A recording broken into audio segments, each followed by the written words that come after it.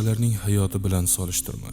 Shunchaki ertangi hayoting kechagidan yaxshiroq bo'lishiga intil. Hech qanday afsus o'tmishni o'zgartira olmaydi va hech qanday xavotir kelajakni o'zgartira olmaydi. Bajarishga ko'zing yetmayotgan va'dani berma. Shunda o'zingni ham, qarshingdagi insonni ham qiynamaysan. Zaiflik bildirmagan holda muloyim bo'l. Dag'allik bildirmagan holda kuchli bo'l. Tanqidlarga so'z bilan emas, natija bilan javob qaytar. Ayolni boshingga chiqarsang, uni senga past nazar bilan qarashdan boshqa chorasi qolmaydi. Bu dunyoda ikki insonning o'rtasida turishdan-da murakkabroq vazifa yo'q. Erishmoqchi bo'lgan yutuqlaring haqida emas, erishgan yutuqlaring haqida gapir. Hech qaysi insonga bog'lanib qolma. Insonlar o'zgaradi va bir kun kelib eng yaqin do'sting ham begonaga aylanishi mumkin. Muhim ishlarda hissiyotlarga tayanib qaror qabul qilma. Shuni unutmaginki, mag'lubiyatlar g'alabalardan ko'ra yaxshiroq saboq beradi. Tabassum qil. Bu shunchaki yomon kun, yomon hayot emas. Bir yildan keyin orzularing uchun harakatni bugun boshlaganing uchun o'zingdan minnatdor bo'lasan. Oylik daromadingning kamida 30%ni kelajaging uchun saqlab qo'y. Bu senga aniq kerak bo'ladi. Keyinchalik yolg'onga olib keluvchi hech qanday ishga aralashma. Yorug'lik tezligi ovoz tezligidan balandroq. Shu sabab ba'zilar gapirishni boshlaguniga qadar porloq shaxslardek ko'rinadilar. Ko'p o'ylama. Senda puxta reja bo'lishi kerak, ammo ortiqcha mulohazalar seni chalkashtiradi va qo'rquvga sabab bo'ladi.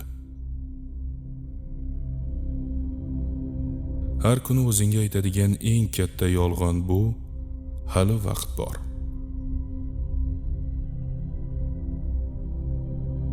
Shunday payt keladiki, har bir bola uni hech kim hayot tashvishlaridan qutqarmasligini tushunib yetadi va aynan shu paytda erkakka aylanadi. Lekin ba'zi bolalar bungacha yetib kelmaydilar va bir umr bola bo'lib qoladilar.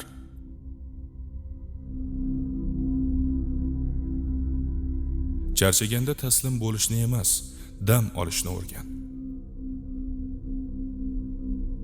Insonning haqiqiy yuzi unga foydasi tegmaydigan odamlarga bo'lgan munosabatida namoyon bo'ladi. Qalbingga azob bergan narsani unut, ammo bu senga nimani o'rgatganini unutma. Qanday vaziyat, vaqt va makonda bo'lishingdan qat'iy nazar, qanday bo'lsang, shundayligincha qol. Sening nasibang birovga o'tib ketmaydi va birovning haqqi senga foyda keltirmaydi. Pulga to'ymaydigan ayoldan va ayolga to'ymaydigan erkakdan ehtiyot bo'l.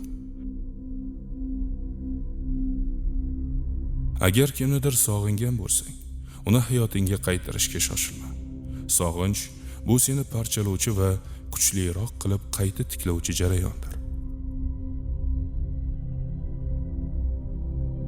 Yaxshi do'st ortingda yaxshi gapiradi, yuzingga esa rostini aytadi. G'iybat bo'layotgan davralarda o'tirma. Turganingdan so'ng keyingi mavzu sen bo'lasan. Odamlar ko'pincha senga o'zining ehtiyojlari va ochko'zligi darajasiga qarab munosabat ko'rsatishadi. O'tmishing haqida hech kimga gapirma. Boshingdan o'tganlarning asl mohiyati va sabablarini sendan boshqa hech kim tushuna olmaydi. Hattoki bu ma'lumotlarni senga qarshi ishlatuvchilar ham topiladi. Yig'laging kelsa, yig'la. Bu dardni ichingga yutishdan ko'ra yaxshiroq. Bu dunyoda hech narsa qilishingga arzimaydi. Vaziyat qanchalik qiyin va chalkash tuyulmasin, uning mantiqiy yechimi har doim topiladi. Qiyin ish bu o'z vaqtida bajarilmagan oson ishlarning yig'indisidir.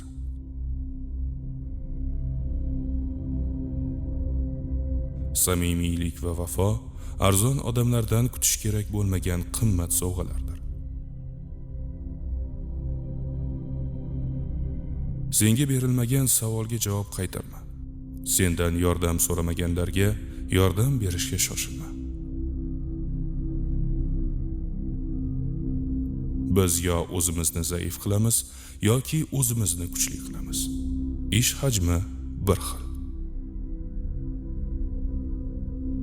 To'g'ri qarorlar tajribaning natijasi, tajriba esa noto'g'ri qarorlarning natijasi. Band bo'l. Bu dunyodagi eng arzon dori va eng samaralilardan biri.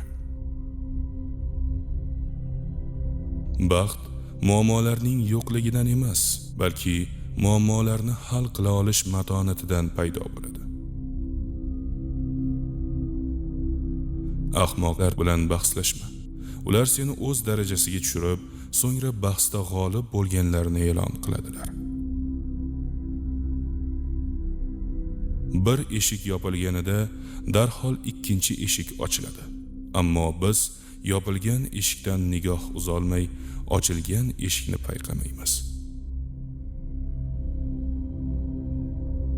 O'z tanangga g'amxo'rlik qilishni unutma. U sen bilan bir umr qoladi.